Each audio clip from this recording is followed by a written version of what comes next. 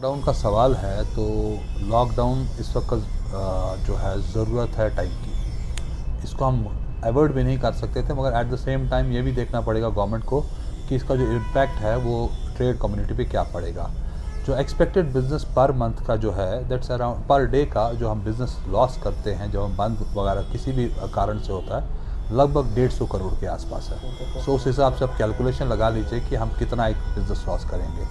तो अगर गवर्नमेंट को आगे भी प्रोविजंस करने पड़ते हैं, हम उसके खिलाफ नहीं हैं, मगर एट द सेम टाइम दुकानदारों का हिसाब किताब देख लें कि पुराने अभी हम बड़े कर्जाई हैं। एक दूसरा जो बेचारे अनफॉर्मल इकॉनमी में जो छोटे छोटे ताजिर हैं, छोटे छोटे तबके से जो ताल्लुक़ रखते हैं, तो उनके लिए गवर्नमेंट को चाहिए कम से कम उनके लिए कुछ फ्री राशनिंग या फ्री कुछ राशन है 15 दिन या 20 दिन का, सो दैट उनको आप कम से कम ऑफ द रोड्स कर सकते हैं, ताकि आपका काम जो है, जो आपका एक्चुअल मुद्दा है लॉकडाउन का, वो बंद हो जाए। क्योंकि अगर घर में किसी के राशन नहीं होगा, घर में किसी के इनकम का कोई सोर्स नहीं होगा, तो वो रोड पे आएगा।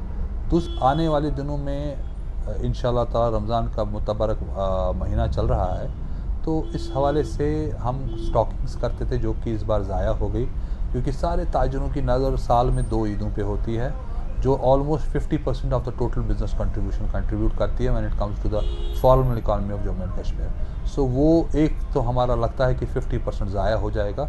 आपके माध्यम से हम गवर्नमेंट से उसके लिए भी अपील करेंगे कि गवर्नमेंट उसकी कंपनसेशन के लिए भी थोड़ा सा अपने जो इंतज़ाम करें, क्योंकि चाहे आप आधा बंद करते हैं, चाहे 3 दिन का आप रोस्टर देते हैं, चाहे लेफ़्ट राइट करते हैं, ये अल्टीमेटली 50% ट्रांसपोर्ट को करते हैं, सारा डिस्टर्ब है। और हम जो हैं एक टूरिज़म प्रधान एक इकॉनमी है, सो उस इकॉनमी को मद्देनज़र रखते हुए यहाँ पे टूरिज़म तो आ नहीं रहा, तो एक्चुअली जो है फॉर्मल इकॉनमी भी नहीं आती थी। दूसरा जो सोर्स था वो फिर भी जो दरबार मूव के साथ सेक्रेटरीट के साथ मुलाजमान आते थे, तो उनका भी थोड़ा बहुत सैलरी वगैरह का पैसा कश्मीर की इकॉनमी में घूमता था, बट अनफॉर्चुनेटली इस बार वो भी डेफर ही हुआ है, 50% ही आएगा।